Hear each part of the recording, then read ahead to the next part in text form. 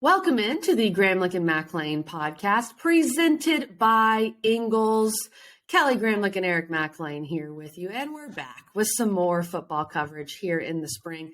This has really been kind of our Clemson week, Mac. We had our Clemson spring updates on Monday. Go check that out if you missed it. We dive into both sides of the ball, what we're hearing, what we're reading, what we need to see from Clemson moving forward.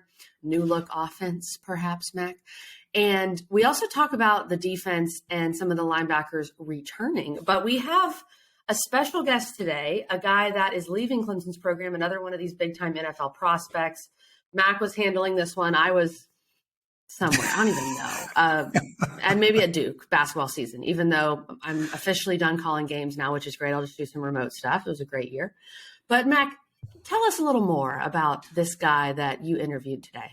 Yeah, well, first, KG, I want to say how cool it is that we both are at home doing this episode. I mean, it's great to see your backdrop, my backdrop, my actual microphone here, the disco headphones. This is great. I mean, this has been a real treat to do this episode from home. I did not do the interview. I did the interview. I think I was in Vegas. Similar to you, it's hard to remember where we've been. Last week was an absolute whirlwind, and you guys will see a really cool little post. KG is our content creator, our head of social media and marketing and all that. And so she gave me the directions to kind of document everything that I've been doing. So this was a good one because I double scooped. I was in Seattle and then in Vegas, and now we're back home. So I've got some cool stuff coming tomorrow. You deserve a raise, Mac. Thank you. Thank you for taking care of that. I'll submit that to the boss and see what he thinks and get that going. But it was a pleasure to talk to Trenton Simpson. And similar to us, KG, and a lot of these prospects that you guys are going to hear from these next couple of weeks on our podcast, he was jet setting. He was all over the place doing top 30 visits, and he squeezed me in there, and he just went back home for, I think it was for a day. And he was like, hey, this is the only time I can do it. I said, perfect. We will do it then. So Trenton Simpson coming on, former Clemson linebacker, just really, it was super cool. And you guys will hear this in a second, but jumping into his story, Clemson offered him a little bit late. Like, he was committed to Auburn, but always wanted to go to Clemson and just didn't have the offer. Then he comes and takes an official, he told me, and they offered him on the spot. So it's kind of one of those things. Clemson just wants to get you on campus. And, man, it was just crazy to see him light up and retell that story.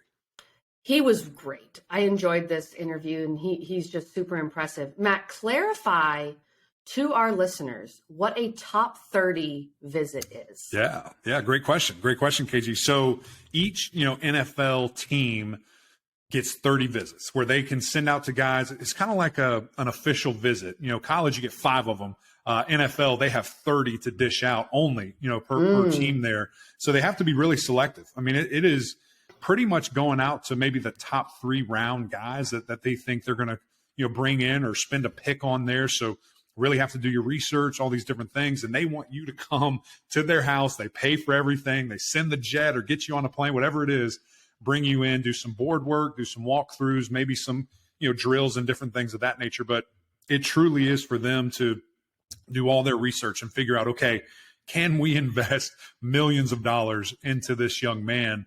And really cool, for guys to get to do that and to see teams, and some people more than others, get to see a lot of teams, but definitely a busy time, for these top prospects right now, flying all over the country. That is so interesting. I mean, it's kind of like a job interview on steroids, because you do have your film.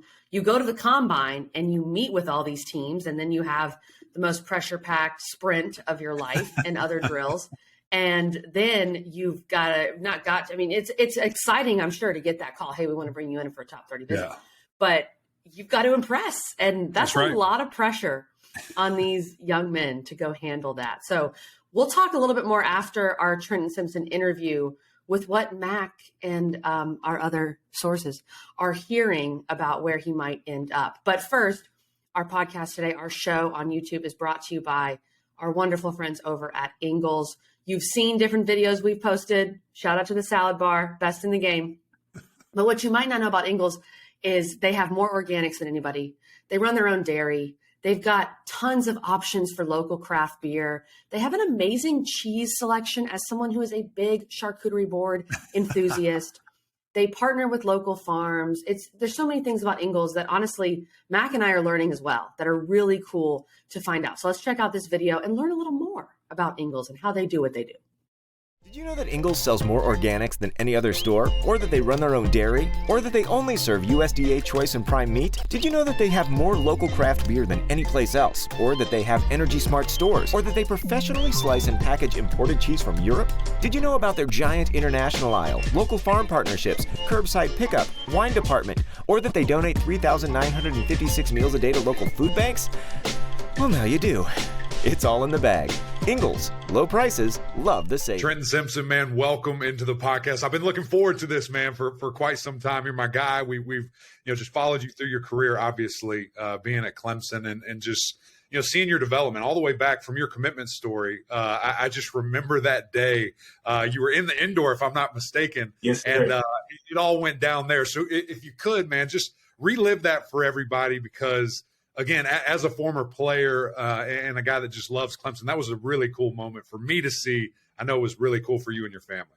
Yeah, so just coming up through recruitment and kind of my whole football journey, I had like a dream of playing at Clemson. I definitely modeled my game after a couple guys that played at Clemson, but I was able to come up here and on my official visit, Coach Swinney and Coach Venables had allowed me to come hang out in Clemson for a day, and then at the end of the day of my visit, they were getting ready for practice, and they put that I had got a scholarship offer on the board, and I was just like, I'm not passing on this opportunity. Like, man, it's a dream come true. So I committed on the spot, and I told Coach Swinney and Coach Venables, man, I was ready to come in and play like whenever they needed. Like I was excited, and I feel like I definitely took advantage of every opportunity Clemson has offered. Man, I don't think there's any doubt about that, and just seeing. You went through a pretty transitional time in college football with NIL and with the transfer portal and all these, things kind of changing. And, man, from an NIL standpoint, you just seem ready. I mean, as a businessman, you had 1, 2, 3, this is what I want to do. How did that happen? I mean, is that your family? Is that just you, your mindset? Did you have some other resources? Because you from Jump Street, man, you were ready to go there. Yeah, no, I feel like I have a very strong team. It starts with my mom and my dad. And then Coach Swinney's program, and like he was telling me, if you just take care of business on the field, all the NIL, all the accolades will come. So I just kept football my main focus, kept my head down, grounded in the classroom and on the field, and everything's worked out perfectly. Sure. Yeah, that's fun. And I know that's been, just such an easy transition for you now because it is a business, everything that you do and moving forward with that. But let's dive back into your time at Clemson a little bit here because, man, when I see – the things that you did on the football field and what you were able to do, just an absolute terror for guys, whether it was coming off the edge or being in the middle of the field, you just make plays. Walk me through your mindset, man, as a football player, as a defender. I'm not even going to put a position on your name. You just play defense. What's that like? What's your mindset going into a game? My mindset is I'm a beast. Every time I step on the field, I feel like I'm the best guy. I know I'm the best guy.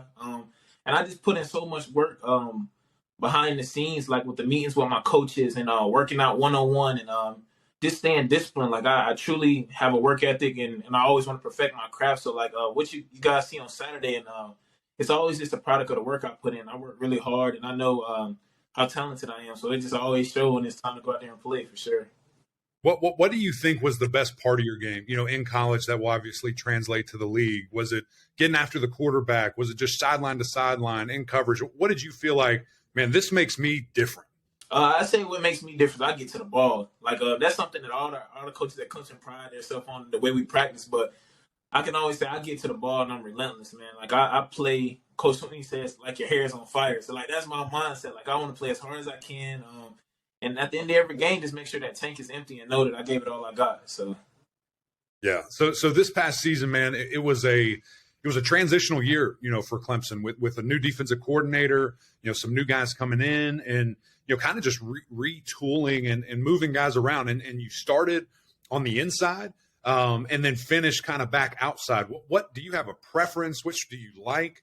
And maybe why is that? I definitely like to be closer to the ball inside the box. I feel like it allows me to use my natural ability to run sideline to sideline. But I definitely like the way they use me on third down. I spy the quarterback a lot, and I love the blitz on third down. Like third down is the time to go get the quarterback. So just definitely the way they use me coming off the edge and just using my versatility and speed to my advantage for sure. Yeah, and you mentioned that, that third down, and everyone knows that that's money down. That's where guys separate. That's where you can earn, a lot of notoriety, if you will. Yeah. You talk about being a spy. Walk me into kind of inside the helmet here for a second. When do you know kind of to trigger and to go like, okay, this is time. I got to go get him versus kind of being patient. Hey, this guy might move out of the pocket or something of that nature. So my mindset when I'm in the spy, I'm normally mugged up on the center or showing in the B gap, trying to disguise a little bit. But once I pop off, I sit at like 2 to 3 yards, and I always sit in the field B gap, and I just wait. And all I need is one little twitch or him to look that way 1 second. I'm going, and just when I go, my mindset is just like a full speed. Okay, let's go get him down right now. So that's always my mindset. But all I need is one little idea where I think he's gonna go, and I'm going. I'm taking off, going to get him. So. Yes. So okay. So that's very interesting. So is it his eyes? Is it body language? Like what do you see?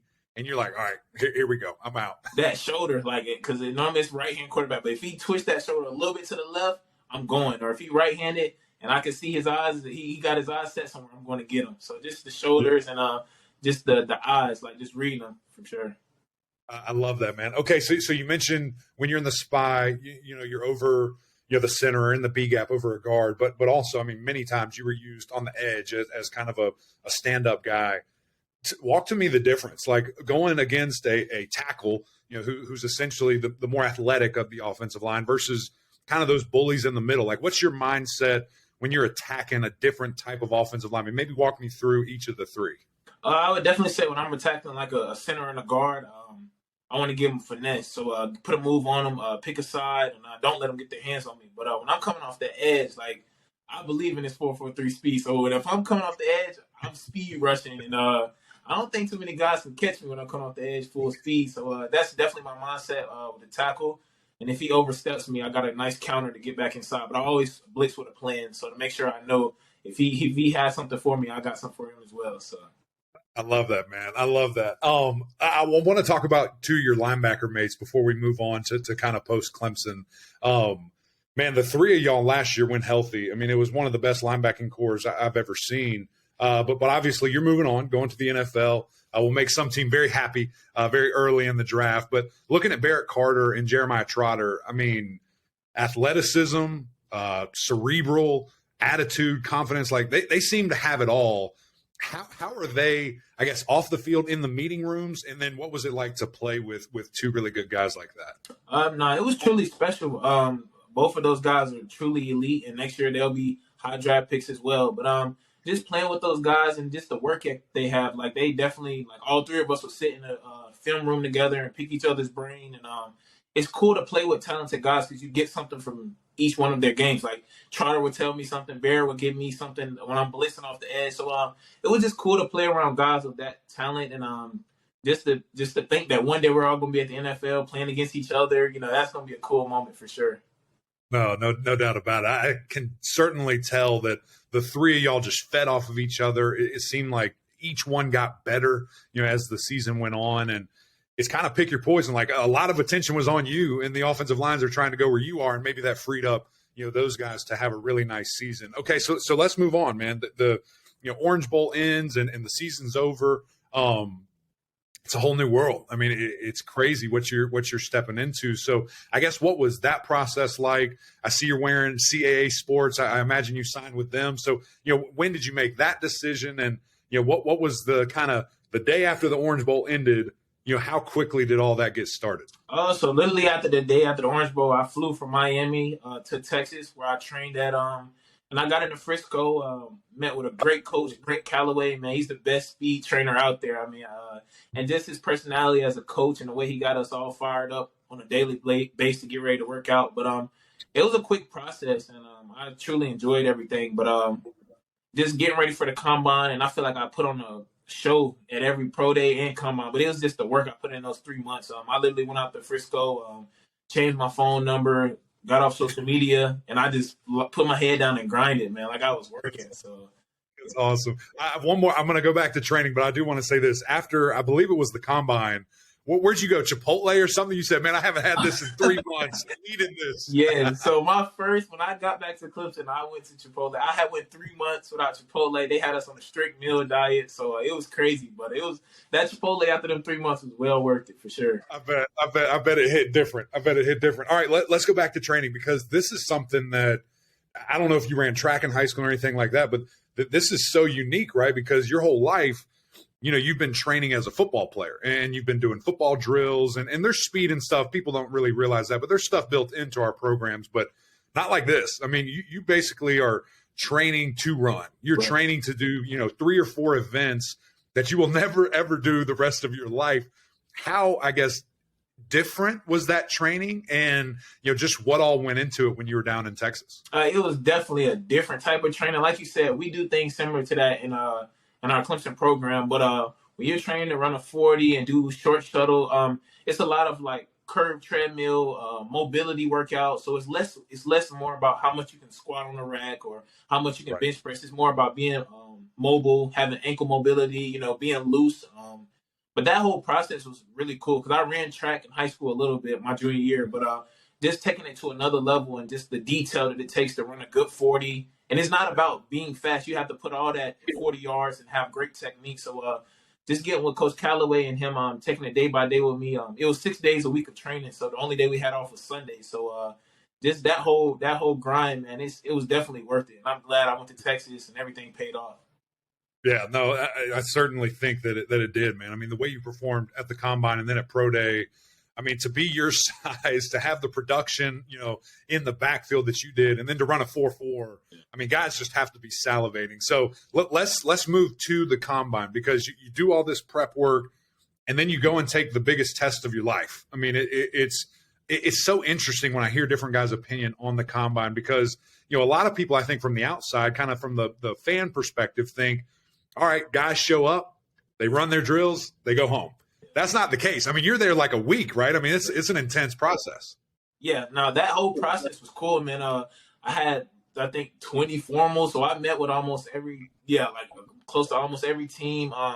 The medical part, all my medicals went really well, but just meeting those teams and getting into those rooms with those head coaches that you see on TV on Sundays was truly a blessing. When I meeting with those teams and how they were telling me how they would be able to use me and how I could come in and impact their team and their locker room was a cool experience for sure. Yeah, so I guess talk to me about that a little bit, because is it like recruiting back in the day when you were in high school, or is it more of a test? Like I said, like are they drawing stuff on the board with you? You don't have to give me names or teams, but just kind of walk me through a meeting of what that looks like. You come in, you say hello, and then what happens? So basically, they do a background. So they ask me where I'm from, how I grew up, high school, why did I choose Clemson. 20 different times. Like you do this 20 times? Yeah, so you're doing it with every team. Yeah, so meet with every. You could have closed your eyes and like recited the whole thing. Yeah, by the time I left Indy, I could tell you what I said 20 times like it was nothing. But now that whole process of explaining myself, letting people get to know who I am, and then as a linebacker, they put me on the board and asked me could I draw up some defenses, make some checks, and then some teams gave me their defense or taught me their defense, and then right after the end of the meeting, I had to give it back to them on the board. So that whole process was really cool. Yeah. So what did where did guys have you thinking, man? Is it a outside linebacker in a 3-4? Is it a traditional linebacker in the box? I mean, was there something that you felt like was kind of a theme? Like, okay, this is how I can make an impact really quickly in the NFL, knowing that it's the best, the 1% of the world is in that league. Yeah, so pretty much a lot of teams were saying at that wheel spot, carrying 3 on the bender from the tight ends, carrying 2 vertical, fitting that B gap, stuff like that. But every team definitely agreed that on third down I should be spying that quarterback and coming off the edge. So I definitely like that. And they pulled up a lot of clips from Clemson from all 3 of my years, and just like they said, it just showed the versatility I had from the 18-year-old coming into Clemson to leaving out and being able to play at all 3 levels of the ball for sure. Yeah, which I mean, you have so much tape of all of that. I know that is, good for them, because they try to find everything, right? The good thing with you is it's mostly good. And when you look at that and the things that you can show there. So you go through all that, 20 different interviews. I'm sorry, I just made you do it 21 times. You do the medicals, which I know all of that stuff is so exhausting. And then you're expected to go test your best. You expect to physically, perform.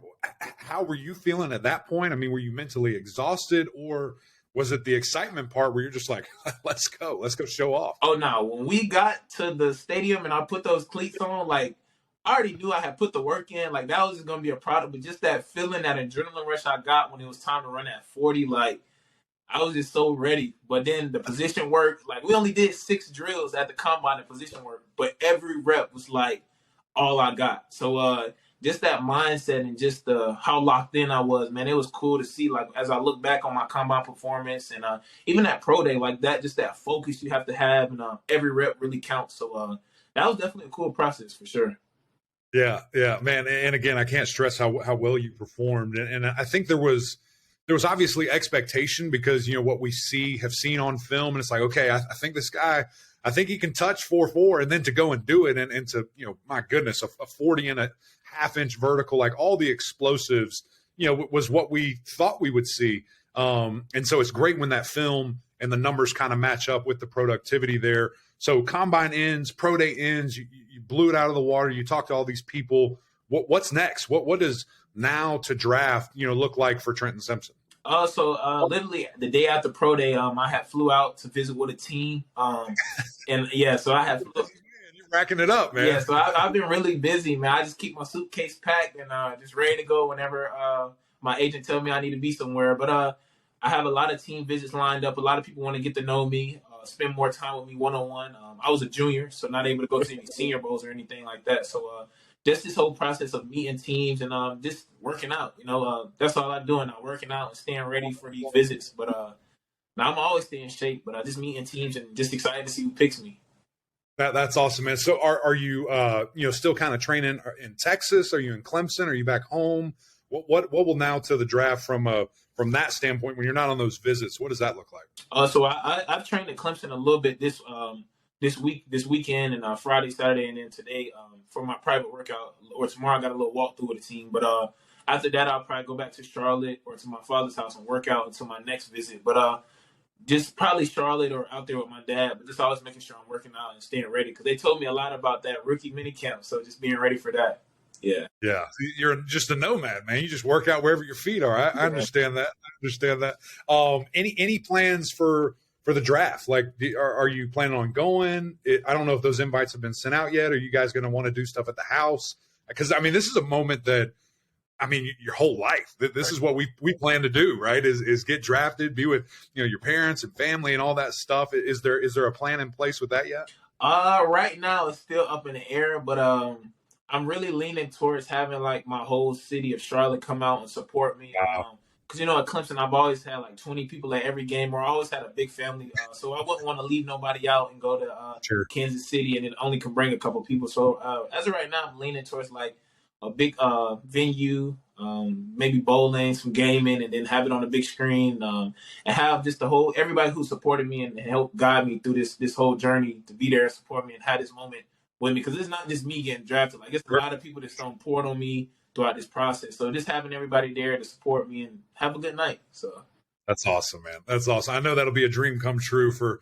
just everybody that's had an impact on your life, and same for you, obviously, a lifelong goal that's going to come true very soon, and very excited for you. Last one, man, and we'll get you out of here.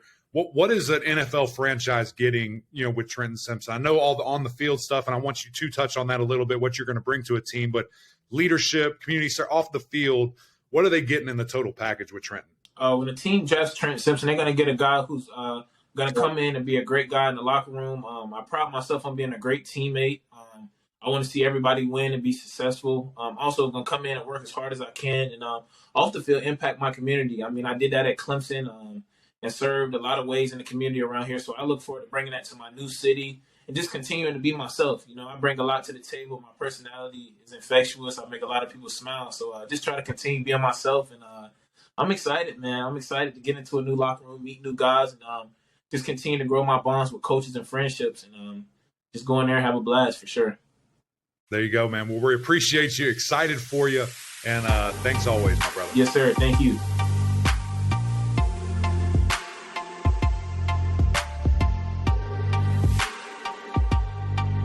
Thanks again to Trenton Simpson for taking the time. Mac, we do not qualify as a top 30 visit. We have no power and we have no money compared to these NFL teams. So the fact that Trenton took the time to sit down with us, we really appreciate that. Yeah, no question about it. And just, again, diving into his story, I've known Trenton for so long, but, it feels like anytime that you're there, you're just so busy. And if you do get to interview a guy, I remember over the summer, we did some stuff with Trenton on our ACC, kind of camp tours, fall camp tours. And I got to talk to him for like 10 minutes and then I had to go and keep moving on. So that was fun to be able to dive in, for like 30 minutes or so and really just talk about his story, his mindset. I really loved how when I was asking him about his, pass rush, when he's sitting in a spy, like when to trigger, when to go full speed. Hey, this is my guy. I'm getting him down. And, just the little details of flipping his hips or moving his eyes. He's showing I'm going to go this way. Trent's like, I'm going to beat you there. I'll meet you at the point. And, that was something, KG, we just saw time and time again throughout his entire Clemson career.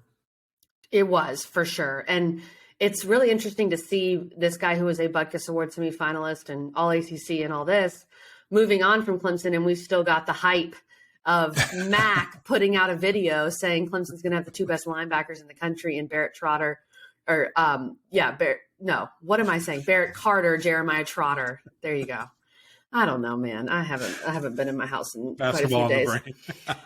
Barrett Carter and Jeremiah Trotter. So we'll see if Mac's prediction comes true. I think they'll be quite the duo. But to say best in the country, Mac, I like it here in March. Yeah, you've got a second-team All-American in Jeremiah Trotter. Now you're messing. Now I'm messing you up. Names. And then when you look at the things Barrett was able to do, I think he could have been right there and easily. On some All-American teams. So I think it's a no-brainer. And really, to break down the two, we saw Jeremiah step up into a role that I quite frankly didn't know that he could get to this season. I thought maybe next year, okay, that's when we'll start to see this. But he started to command, the entire defense and really be that guy calling the defense, setting the defense, getting the checks, all these different things. And you were just like, whoa, like this young man's blossoming very quickly in front of our eyes here.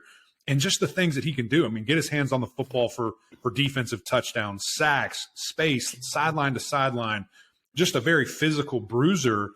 And then you look at his accomplice there, his partner in crime, and I love to call him Weapon X in Barrett Carter. And, he's jumping over guys for making a sack. He's so elusive, so explosive. And I just refer back to KG, Dabo Sweeney joined us at the beginning of the year last year, said Barrett Carter, pound for pound, is probably one of the best football players I've ever been around. And then we see why. We see all those different things. So those two can do so much for a defense. And the name of the game on offense, the name of the game of football is mismatches. Who can we line up? Who can we put in adverse situation? Well, good luck against the two of them because they are so just, these hybrids and the things that they can do. They can be physical. They can run in space. They can cover big guys, all these different things to where you don't have to rotate. You don't have to make substitutions. You leave them out there. That's what's so dangerous about them and all the things that they can do. So I think that they're going to take a really big step this season. I think Clemson as a defense is going to take a really big step this season. I posted that video on Monday and a lot of people saying, well, what about the secondary? What about this and that? And I'm telling you guys, that part, we talked about it's that going to too. grow up. Yeah, it's going to grow up. I think there's going to be the natural development that we see in a year over time, but also the natural development within a defense and feeling comfortable with what they're doing.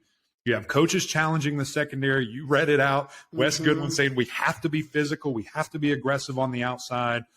And then I think just the way practice is going, the things that we've seen from Clemson or read about from Clemson in practice where they're taking more shots downfield, those are reps that maybe they didn't get these last couple of seasons that now they are. And so for all those different things, yes, this Clemson defense is potentially losing 3 first-round draft picks. Yes, I also think they're going to be better next year, which is just crazy to sit here and say that. But it's true. We talked about it on our Monday episode. I think you're going to have a hungrier group. Yeah. A little bit of a hungrier group. That's going to be very excited to go prove themselves. And Mac, I know that you have been talking to some sources about where Trenton Simpson could end up. So before we get out of here, tell the people what you've been hearing. Yeah, and that kind of goes back when I just said the three, first rounders. I think Simpson's going to be there. Everything that I've heard about Trenton is, really kind of that 20 to 32 mark. He could go at any time. And that's why these, top 30 visits are so important. That's why, I hope that he goes on as many as he can, all these guys, that are in the ACC, to get that exposure to kind of sell, why they should be that pick, why they should be, one of the top couple of picks that a team has. And just the things that he can do, for a team. Again, pass rush is the name of the game defensively because it's such a passing-heavy league. It's such a quarterback-heavy league. If you have a guy like that who can be a werewolf, who can stand up outside and really cause some mismatch problems, he told me what he does. Hey, look, when I'm going against a tackle, I'm trusting my 4.4 speed. I know my elusiveness, my creativity on the edge. When I'm inside, I'm going to try to trick him. I'm going to show him one thing, go another way. So to hear all of that, his process really solidifies to me that it's not just athletic ability. Like, he knows and has a plan when he's rushing the quarterback. And I think that's on full display. I think the combine mixed with his numbers in production, everything teams are questioning or maybe questioning was all answered. So KG, I think he's in a really good spot to be in that back end of the first round. I agree. And the cerebral side, of course, is there too. And that's what you're going to show teams when you go on these top 30 visits as well. So thanks again to Trenton Simpson for taking the time. And Mac, we have another big time NFL guy, NFL prospect out of the Atlantic Coast Conference joining us on Monday. I don't know. Maybe people can throw some guesses out at us on Twitter. It's not a Clemson guy. I'll say that. It's not a Clemson guy. I'm glad that you were hinting to me that you didn't want people to know, because I was about to just blurt out. You would. Because that's what I do. Chill, Mac, chill. Can I give a hint? I'm going to give one hint. Oh, but see, your hints are always, his name starts with X and it rhymes with this. And I'm like, Mac. It's an offensive player. It's our first offensive player. That's all I'm saying. You done. Who is it? Guess who it is. We need to hear the guesses. We need to hear the guesses on Twitter, on Facebook, on Instagram. We're everywhere. Or the comments. Leave a comment if you're watching us on YouTube. Snail mail. KG will put her address in the comments right here. I will. So send her some baby presents. Actually, that's a great idea, KG. God. You need to do that for the child, for the baby boy. So, guys, that's it from us. We got to get out of here. We're delusional. We just got back off of who knows where and who knows what. But thank you for tuning in. Another great episode brought to you by our friends over at Ingles. Really appreciate their support and all the fun things that we're doing. Endless stuff coming down the road that we will continue to push out thanks to them.